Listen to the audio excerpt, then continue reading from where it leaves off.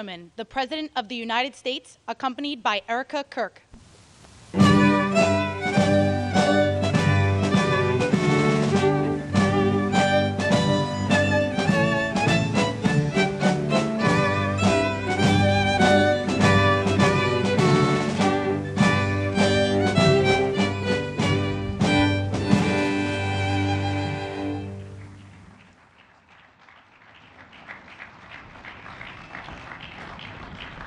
Thank you very much, everybody. Please, this is such an honor. This is please be seated. This is the first time we've been at the new and improved Rose Garden, and people are loving it. They're loving it like they've not loved a lot of things. We have the Presidential Walk of Fame, which you just saw, and that just opened, and we wanted to get it open for this occasion. We were hoping we were able to get outside, and the weather allowed us to. It was supposed to be a terrible rainy day. I was telling Eric, and God was watching, and he didn't want that for Charlie. He just didn't want that. So it's really beautiful. It couldn't be more beautiful. Today we're here to honor and remember a fearless warrior for liberty, beloved leader who galvanized the next generation like nobody I've ever seen before, and an American patriot of the deepest conviction, the finest quality and the highest caliber, the late, great Charlie Kirk.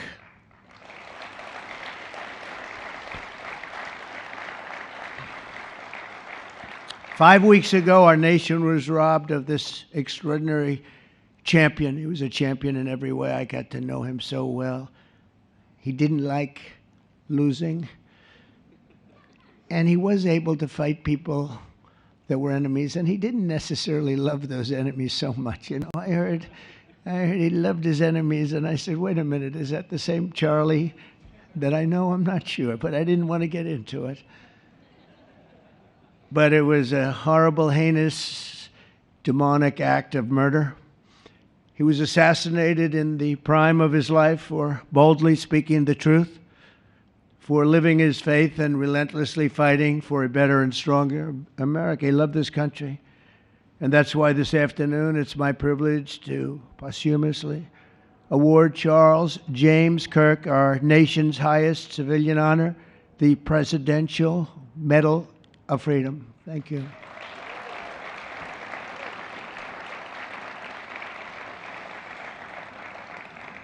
As you know, only hours ago, I returned from a very historic trip to secure peace in the Middle East. People said that couldn't be done. Charlie felt it could be done. Charlie felt it could be done. Thank you.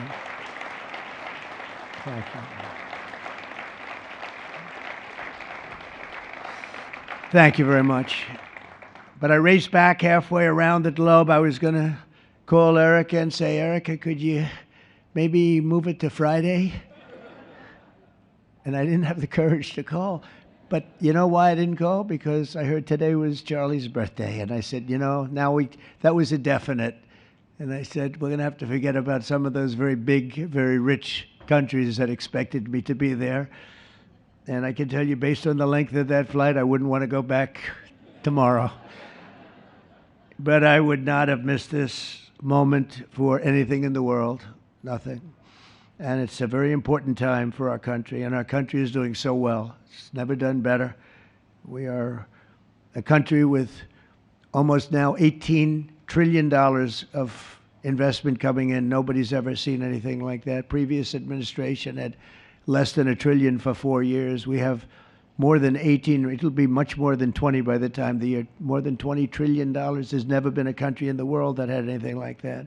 What's happened to our country is incredible in a short period of time. Charlie was a big person for, sir, can we close up those borders, please, a little bit? You know, they're really leaking badly. I said, Charlie, I haven't gotten there yet. But, you know, it came out last 4 months.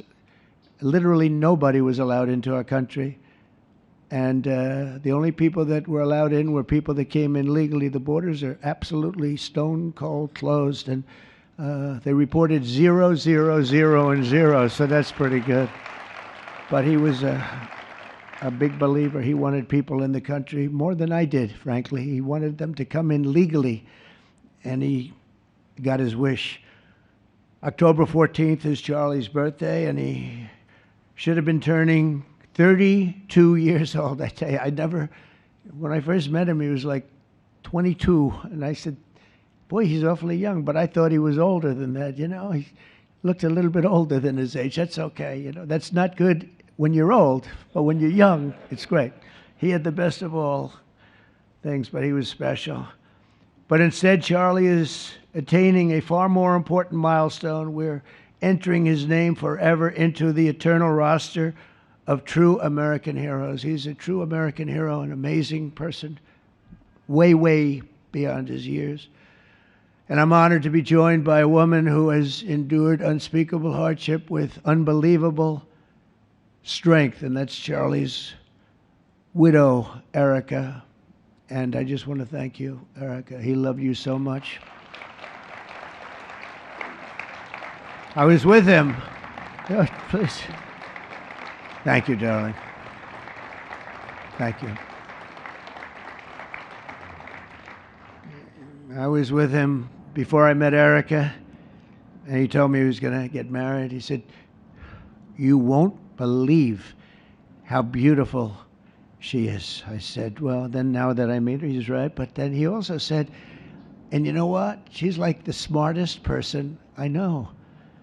See, they do go together on occasion. Not often. Not often. But on occasion they go together. But he was in love with you. He was deeply in love with you. It's great. Erica, your love and courage have been an inspiration to all of us, and we will always be here for you, and we're always going to be here for your gorgeous, beautiful children. And we'll never forget what your family has sacrificed for our country. Man loved our country. When things were going badly for our country, he was so, as you know, angry. He would get angry because he said it doesn't have to be that way. We're also pleased to be joined by an incredible group of Charlie's friends, very powerful friends, actually, and some not so powerful, and they're actually better people, okay? I know them all. They're the less powerful ones. I have to tell you that, all of you power guys down here. The best ones in the group are the ones that are less successful, but that happens too. No, they're all great, and they're here. And let's start with Erica's father. Where is Erica's father? Where are you? Where are you, Dad? Oh, look at him. Wow. I want to get a hat like that, too. I like that. How are you? Nice to see you again. Thanks as well to Vice President J.D. Vance, who's been fantastic. J.D., thank you very much. Great. Doing a great job. Did a great job on Sunday with George Slopadopoulos. Put him away pretty good. Second lady, who's a phenomenal woman, Usha Vance. Thank you very much, Usha. Thank you very much. Great woman. President of Argentina. He wanted to be here. That's Argentina's a serious flight, right? And he's become a superstar, and he's doing amazing things. He's a MAGA person, but it's make Argentina great again. That's what he does, right? And I want you to stand, please, Javier Milei. Doing a great job. Thank you very much. Many members of my cabinet are here. Just about all of them are here. I won't go into every single one of them, but I'll announce a few of the people that have really turned this country around and helped me. Incredible people. Speaker of the House, Mike Johnson. Where is Mike? Mike, what a job you're doing, Mike. What a job you're doing. And I watched you this morning, and you're in there trying to say, look, just let the country open. Everything will be fine. We're dealing with some radical left lunatics. And I would just wish Charlie was here to fight us. I think the fight would have been over already. He would have had a march on the Capitol by people whose average age is about 21, because there's nobody that had that relationship with young people. Right, Mike? So thank you, Mike, for being here. House Majority Leader Steve Scalise. Steve, thank you very much. A brave guy and a friend. House Majority Whip, another terrific man, Tom Emmer. Tom. Thank you, Tom. Senate Majority Whip, John Barrasso. John, thank you very much. You have all these senators. I'm going to get in trouble. I'm not going to read all their names. I'll be reading all day. We'll be talking about Charlie in about 45 minutes from now. We can't do that. So all of the senators, there's so many of you, thank you very much. I do want to thank Senator Thune for doing a terrific job. He's really been leading properly. Do you agree, Mike? The team, the two of these guys have been fantastic. So to Senator Thune, I want to thank you very much. Incredible job. I watched him this morning, and he was out there pounding them this morning on television, too. And John Barrasso, thank you for the work you've done, and congratulations on your success. But I want to thank you all and all of the Congress people that are here. And I see we have our Attorney General here, and you are doing a fantastic job. Thank you very much, Pam. Thank you. Thank you very much. We have everybody. Wow, that's incredible. Okay, I'm not going to do any more. I'm going to be here too long, but I just want to thank you. Have given him such support, but he always gave you such support. That's why you're here. And very unusual. Charles James Kirk was a visionary and one of the greatest figures of his generation. He was truly an amazing figure and growing leaps and bounds. He knew that the fight to preserve our heritage is waged not only on the battlefield and in the halls of power, of which we have tremendous power here, including the head of a place called War. We call it now War. We had Defense. We had our Secretary of Defense. Now we have a Secretary of War. And somehow I think it's more emblematic, and hopefully we'll never have to use war, but the fact that we're ready is very good. Peace through strength is very important, but also in the hearts of our nation's youth. That's where Charlie rode strongest. At age 18, that insight inspired Charlie to found the organization that ultimately touched the lives of millions and millions of people, and so many young people that nobody's ever seen anything like it, frankly. Turning Point USA. It's amazing, and it's actually bigger now. It's become bigger in the last few weeks than Charlie ever thought. I think his end vision in many years from now would have been just a fraction of what it turned out to be in a couple of weeks, right? It's amazing. With hard work and joyful spirit and endless enthusiasm and determination. And he did have great enthusiasm. You know, I always say you need enthusiasm to be successful. Enthusiasm. Charlie grew Turning Point into the largest conservative youth organization in the entire country. He forged a personal bond with countless young conservatives. He fought for free speech, religious liberty, strong borders, and a very strong and proud America. In everything he did, he put America first. He really put America first. And ultimately, Charlie became more than a leader of an important organization. He became the leader of historic movements all over the country. There were movements, individual movements, one movement, but it was historic. Everything he did was historic, and a true evangelist for the cause of freedom and the word of Almighty God. God was very important to Charlie. He would say, you know, if you don't have religion, you're not going to have a strong country. It's true. He was so wise beyond his years. You know, I talk to him sometimes and say, this guy is like a young guy. He was really a wise man. From the time Charlie worked on my presidential campaign in 2016, and he was there right from the beginning. He liked me. I don't know. I have no idea why. What the hell was he thinking? He said, you're going to win, sir. I said, you know, I'm running against 17 senators and a lot of tough people and governors. We have all these people. And he said, no, you're going to win, sir. He said, not going to be close. And he made it happen. He helped make it happen, I'll tell you that. Without him, who knows what would be. Maybe you'd have Kamala standing here today. That would not be good. I will tell you, Javier, you don't know who Kamala is. Promise, it would not be good. You agree with that, Howard? He also mobilized countless citizens to go vote. It's called Go Vote. Very simple. And with his help in 2024, we won more young people than any Republican by far in the history of our country. And we won the popular vote. We won them, remember they said, oh, well, if Trump could win 4, that would be nice. I win 7 by a lot, by a landslide. But the popular vote was massive. And we won the Electoral College. Remember, this would be very hard. I'd say 270. Well, we got 312 to 226. And then we won something called districts and councils and different things. But in one case, we won 2,750 to 525. That's the one where you see the map is almost entirely red, except they have a little blue line on one side and a little blue line, meaning New York and Los Angeles. I have a feeling that if the vote were 100%, we would have won that too. You want to know the truth. But he knew, and he knew very well, and he also understood honesty, and he was always concerned with honesty.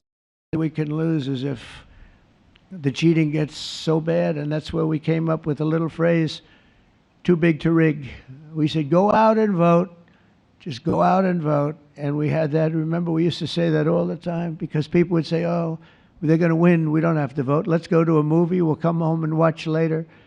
And he wasn't about that. So we come up with really together, we came up with that phrase, we got to make it too big. I never made a speech where I didn't say at the end, now look, the polls are showing good. Don't believe the polls. He said, we're going to make it, Susie, right? Too big to rig. So if you think we're going to win by a lot, doesn't matter. Pretend we're losing. You got to go out and vote. They voted. And at 9:02, the whole thing was over, right? 9:02. Remember they said, oh, this could go a few days. Well, it went a few minutes. 9:02. And he knew that. And I felt it, but he knew it. He knew it. I think he knew it more than anybody. But Charlie never missed an opportunity to remind us of the Judeo-Christian principles of our nation's founding or to share his deep Christian faith. In his final moments, Charlie testified to the greatness of America and to the glory of our Savior, with whom he now rests in heaven. And he is going to make heaven. I said, I'm not sure I can make it, but he's going to make it. He's there. He's looking down on us right now. It's so incredible. Look at this, how this turned out. This was supposed to be so dark and cloudy. Not dark and cloudy, is it? Look at that, how beautiful that is. There's no artist that can capture it as beautiful as it is today. Wow. It's amazing. As I said, on the day that he was assassinated, Charlie Kirk was a martyr for truth and for freedom.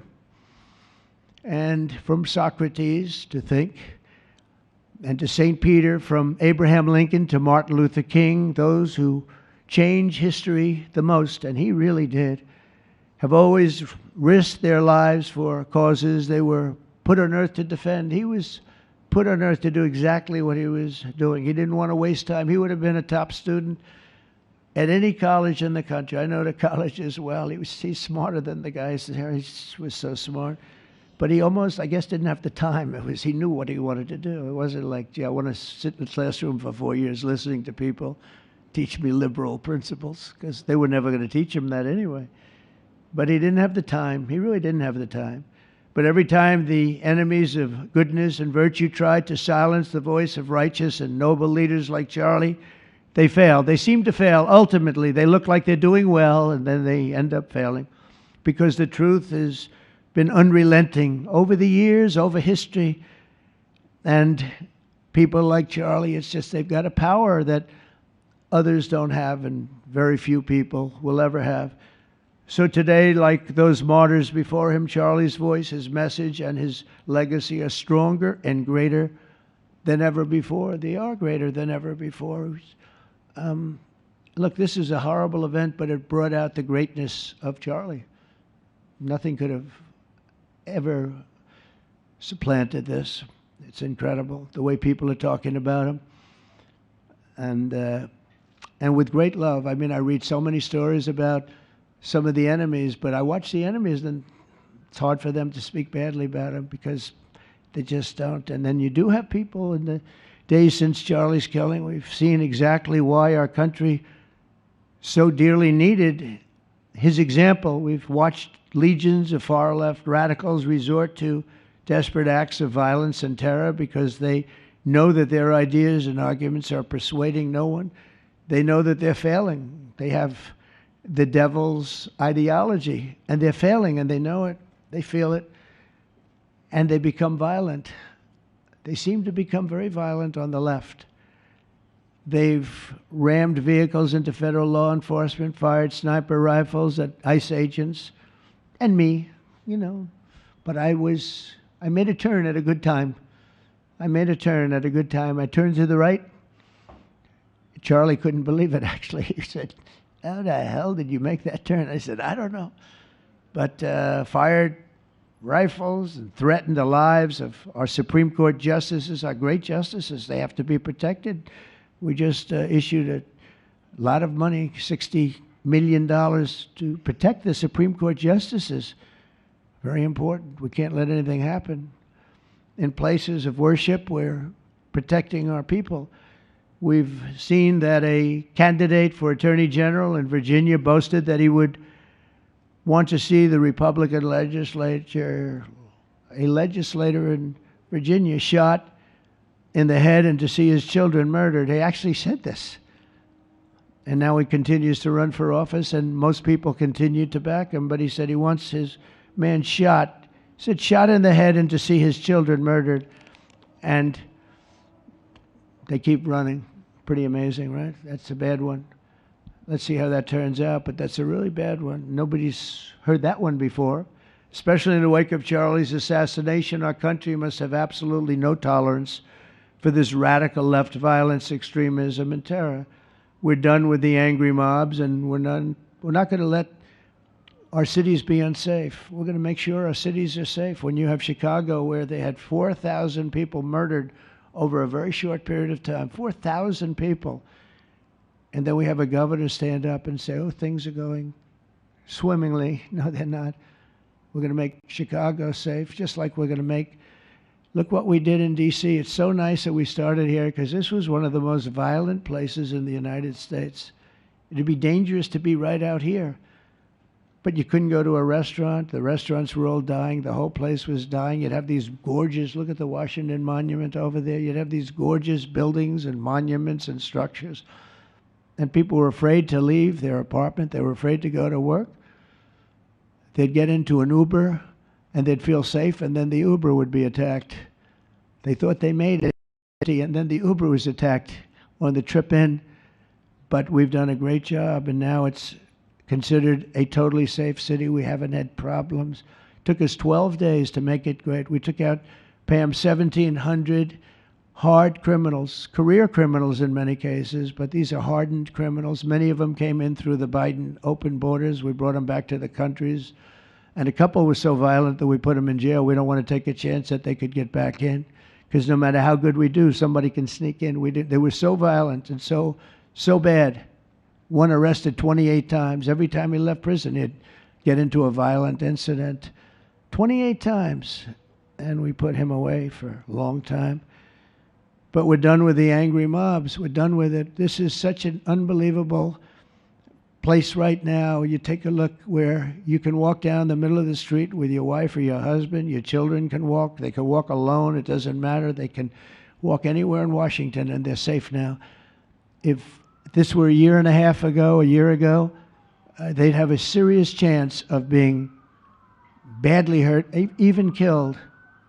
They'd come in from Indiana, they'd come in from Iowa, they'd come from Florida to see their nation's capital, and somebody would have to call the parents, "I'm sorry, but your son or your daughter's been killed." Not anymore. You hear those sirens going off? That's good. That's a good sound. That means they either got the bad guy or they're going to stop the bad guy. You didn't hear that sound because nobody wanted to do anything. Listen to the beauty of that sound. Seriously. And that's the real deal sirens. They're not politically correct sirens. You hear them, they're about 3 miles away. That's great. What a beautiful sound. They're stopping crime. That's what they're doing. So we're done with the voices of fools. They're fools. And death threats, and we're going to make our cities safe. And I thought it was Charlie's, one of his biggest dreams was that. He couldn't believe it. Chicago's going to be a great city again. We've already, we sent people in there 6 months ago, and this governor said, "Well, crime is down." Yeah, that's because we had the FBI in there for 6 months, just preparing it for the bigger surge. And they've done a great job, the cash and the FBI. They've done a great job, and they love doing it, you know? They love being able to do it. They were restricted from doing it. They couldn't do anything. And now they're totally unrestricted. All they have to do is stop crime, and they're doing it. By the way, Memphis, as you know, you heard they went in about a week ago, one of the most dangerous places in the country. It's really in the world. It's not just the country. They have very few cities that would compare to some of these cities. You go to Afghanistan, you say, oh, that's unsafe. Well, the crime numbers are much better than the crime numbers in places that we have. So Memphis, I understand, is doing unbelievably in 1 week. It's like a different place. And this took 12 days, and then after that, we just perfected it. But after 12 days, we had good safety here. After 1 month, it's like, it's really amazing. And by the way, restaurants are booming. Restaurants are opening up. The big problem we have, you can't get into a restaurant in D.C. anymore. So they're opening up. It's a beautiful thing to see. It's called safety. It's called law enforcement and letting them do their job. And that's why I said last month that I have directed the Attorney General and the Department of Homeland Security to confront the very real threat of left-wing terrorism in our country. It's a real threat. Not when you confront it, it's not, because they're not brave people. In fact, they're cowards. When you confront them, they immediately fold. You have to see them fold. You have to see them crying. They fold. But it includes dismantling the networks that fund them and finance them, and we're finding out who those networks are. We already know quite a few of them. When you see these violent incidents and then you see people holding this gorgeous sign with beautiful wood, beautiful cardboard, wood, everything's perfect paint job. There are thousands of them. You know that they weren't made in the basement out of love. They were made by anarchists, and in some cases wealthy. I'll probably find some of my nice friends that are up there being so nice to me, especially lately. They're being very nice. But it surprises you who they may be, and you almost wonder why would they do it? But they're hurting our country, and we're really taking it back one by one. If we didn't go into Los Angeles early on in the administration, the commissioner, the chief of police, Los Angeles, said if they didn't go in, we would have lost our city. Now, they already lost 25,000 houses to fire because they wouldn't let the water come in from the Pacific Northwest, which they should have done. I said, you better do it. They didn't do it, and we had 25,000 homes where they had no water in their sprinklers, they had no water in the fire hydrants. It would have been a different kind of a thing if they did what they were supposed to do. We had to break in. We broke in and had the water come down. They said for the environment, great, they lost 25,000 houses. It's incredible. But the commissioner said without the federal government and President Trump's intervention, we would have lost the entire city. And we have the Olympics going there soon. I got the Olympics. We have the Olympics. We have the World Cup. And we have, most importantly, we have the 250th anniversary of our country. That's going to be most important. And all of these things are happening. And we're going to have safe cities. We're going to have very, very safe cities. So 1 month after Charlie's death, we still feel the terrible shock and the pain of his loss, like just about nobody I can think of. Charlie Kirk was one of a kind. He was unstoppable. And he really was. Boy, when he had an idea in his head, he would call me, sir, please, you haven't done it yet. I said, Charlie, relax. Just relax. He didn't relax. He'd call me the next day again. It got it done. But he was like indomitable and always will be. He's really irreplaceable. Nobody can replace him. But they're going to do great. But you can't replace that kind of person and that kind of talent, frankly. The word talent is an important word, but that kind of talent. So we hold his memory in our hearts forever. Every single day of this administration, we will continue to carry out the mission for which he lived, and he really did. He lived for this country. He lived for his wife and his family, but he lived for this country too. In Charlie's honor, we will continue like we have been to fight, fight, fight, and to win, win, win. We're going to win so much.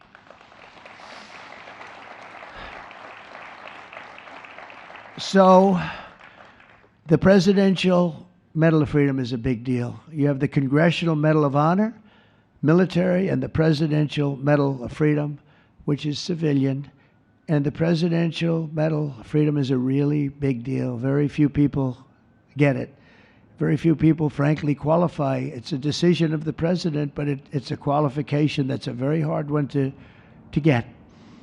And I would like to ask, if I might, the military aide to read Charles James Kirk's citation for the Presidential Medal of Freedom. Thank you very much. Thank you.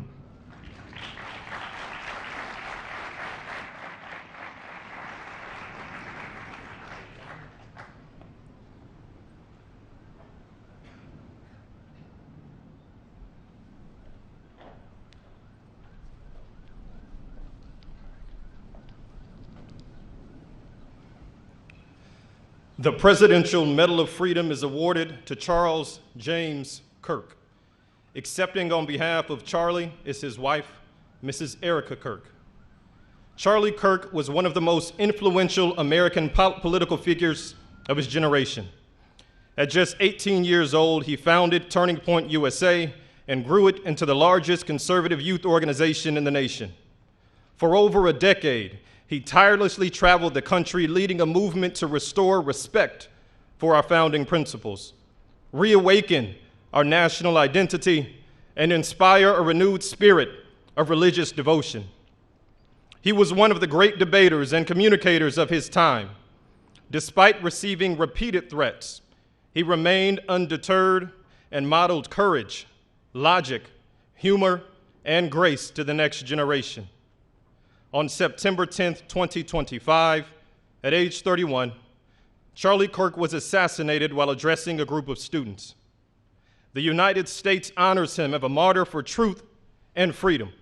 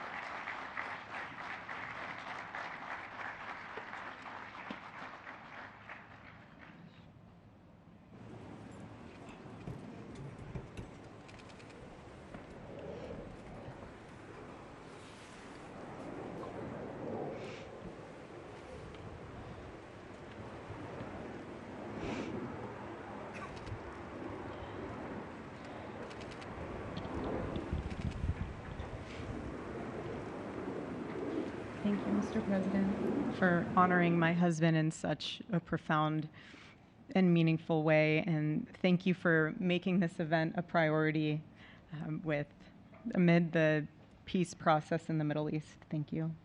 Very grateful. Charlie always admired your commitment to freedom, and that's something that both of you shared. So thank you. Your support of our family and the work that Charlie devoted his life to will be something I cherish forever, so thank you.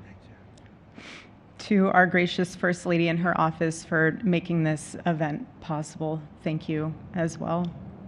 It's beautiful.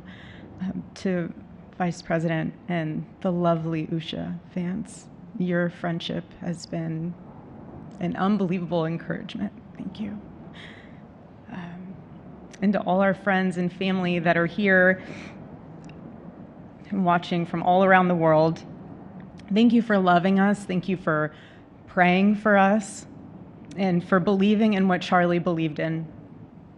And to our Turning Point USA staff and the Charlie Kirk Show staff, we love you more than you could ever know.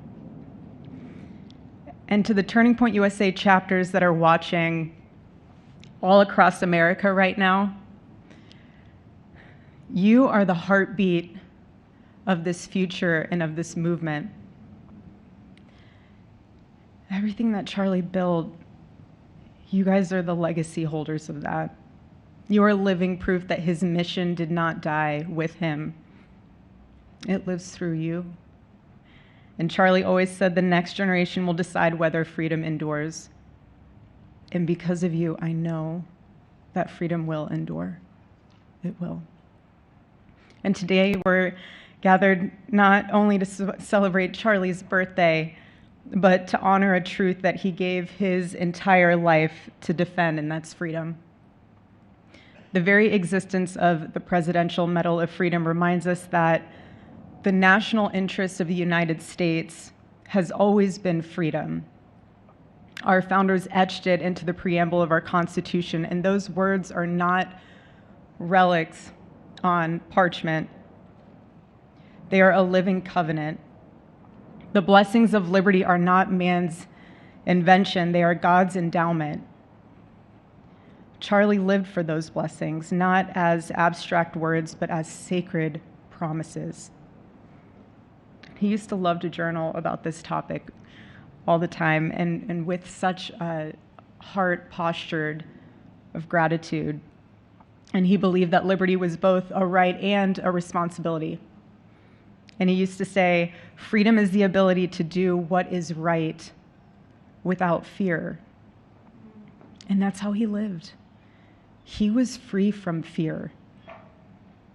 He was free from compromise, free from anything that could enslave his soul.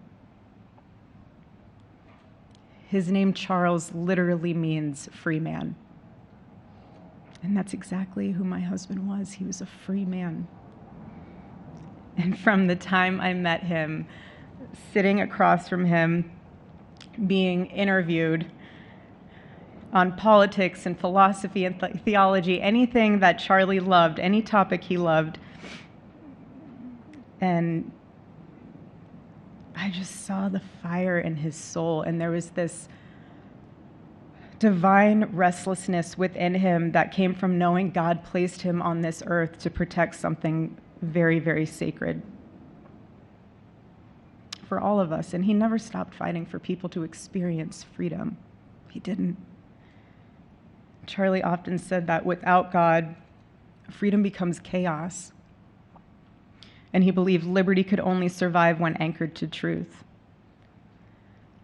And I remember in one of his speeches, he told the audience that the opposite of liberty isn't law. He said it's captivity. And that the freest people in the world are those whose hearts belong to Christ. But what's so powerful is that Charlie had the ability to communicate so brilliantly across all generations. And he reminded us that in a world that tells us freedom is doing whatever you want to do, the real freedom is the power to live freely and to do what is right. And in one of his journal entries, he wrote that he wanted everyone to know that you can't have liberty without moral responsibility. Freedom divorced from faith eventually just destroys itself. And what's so fascinating about all of this is looking back these past 12 years of Turning Point USA and his mission, there's almost this veil of sacredness. Because what I realize is that while he was building an organization, he was also building a movement. One that called people back to God, back to truth, and a movement that was filled with courage. And ironically, for a man who impacted millions, Charlie never desired to be the center of attention. He just wasn't. My husband was not a man of extravagance. He loved simple but deeply meaningful things, truly. He loved his late night walks. He loved buying more books than he could ever read because he felt there was no such thing as a book budget. And he loved being able to read to our kids the same bedtime story on repeat because he knew it was their favorite. But to him, that was special. And he loved to sit in the sun on a Saturday morning with his cup of decaf coffee and his phone was off because he was honoring the Sabbath. And for him, it was that moment to catch his breath and just be in peace, because he was unreachable at the moment, and he preferred quiet birthdays. But that never stopped me from telling him. I told him every single year, I said, baby, I love your birthday. I said, because it's the day that God knew the world couldn't go another day without you.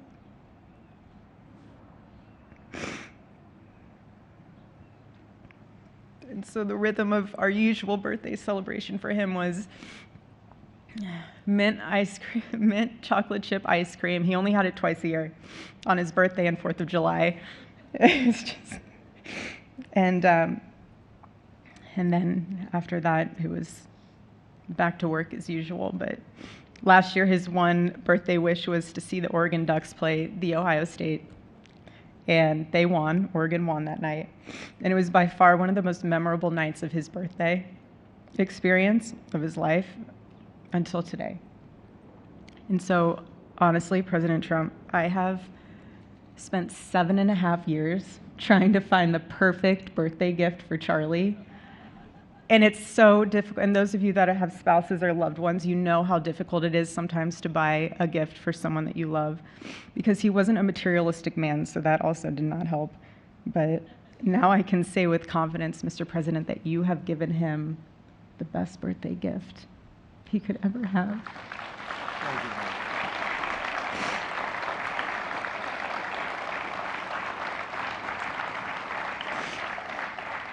It's such an honor, and the recognition of a life lived for defending freedom. And that's what Charlie fought for until his last breath. And it was written across his chest in those final moments on one of his simple t-shirts that always carried a message, and this one bearing a single word, freedom. That was the banner over his life, and that shirt was a declaration. The same declaration he made in every speech, every campus visit, every time he shared the gospel at a church, every sleepless night that he would spend praying for the youth of this nation and planning for the future of our country, and just impressing upon them that when we defend liberty, we defend the soul of our nation. My husband never told anyone what to say. He never did. He never told anyone what to say. He would just encourage them to think. He would encourage them to think outside of the traditional political labels. He would want them to think in a way that was anchored in wisdom and truth. But he would never tell anyone what to say. Charlie wasn't content to simply admire freedom. He wanted to multiply it. He wanted to multiply freedom. He wanted young people to taste it and to understand it and defend it.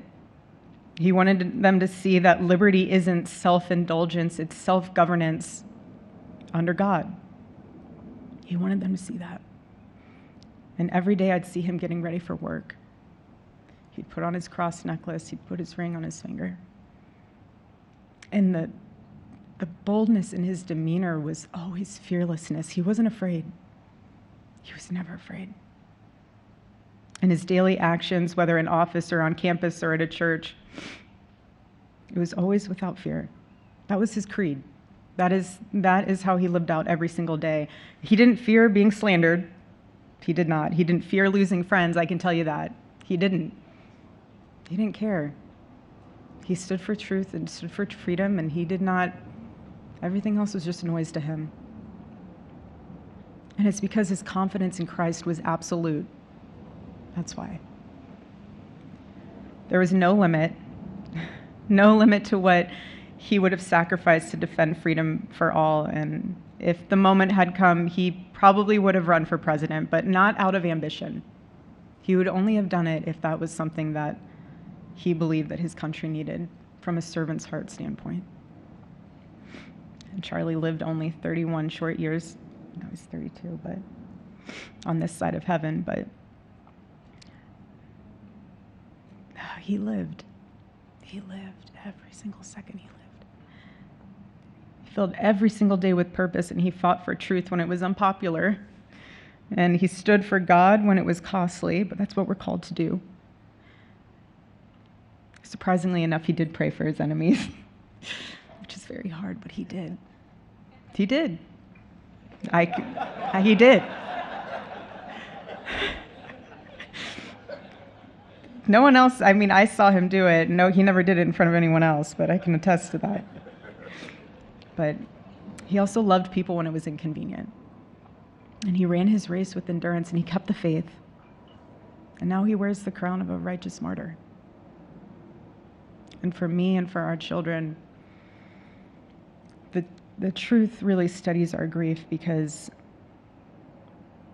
heaven gained what earth could no longer contain: a free man made fully free. And to all watching, this is not a ceremony. This is a commissioning. And my message is simple. I want you to be the embodiment of this medal. I do. I want you to free yourself from fear. I want you to stand courageously in the truth. Listen for the still, small voice of God. And remember that while freedom is inherited in this country, each of us must be intentional stewards every single day. God began a mighty work through my husband, and I intend to see it through. And the torch is in our hands now. It's in mine, it's in yours, it's in all of yours, it's in all the students with Turning Point USA. And before I close, I'll share with you that I asked our daughter what she would like to say to Daddy for his birthday. Excuse me.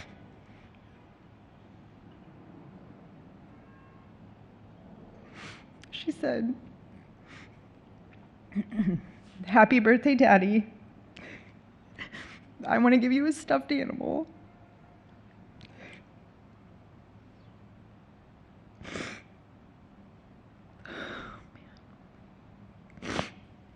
I want you to eat a cupcake with ice cream, and I want you to go have a birthday surprise. I love you," is what she said. And while our son is precious, he can't yet speak, in classic Kirk family fashion, his actions spoke louder than his words, and his gift to you, Charlie, and myself for that matter, was deciding to become the man of the house and be fully potty trained at 16 months. But Charlie, baby, I know that you're celebrating in heaven today, but gosh, I miss you. We miss you. And we love you, and we promise we'll make you proud. And Charlie's life was proof that freedom is not a theory, it's a testimony. He showed us that liberty begins not in the halls of power, but in the man of a heart surrendered to God. And so today, as we honor Charlie with this incredible Presidential Medal of Freedom on his birthday, I stand here with tears and just a humbled heart and spirit, because his story reminds us all that to live free is the greatest gift, but to die free is the greatest victory. Happy birthday, my Charlie. Happy Freedom Day. God bless you.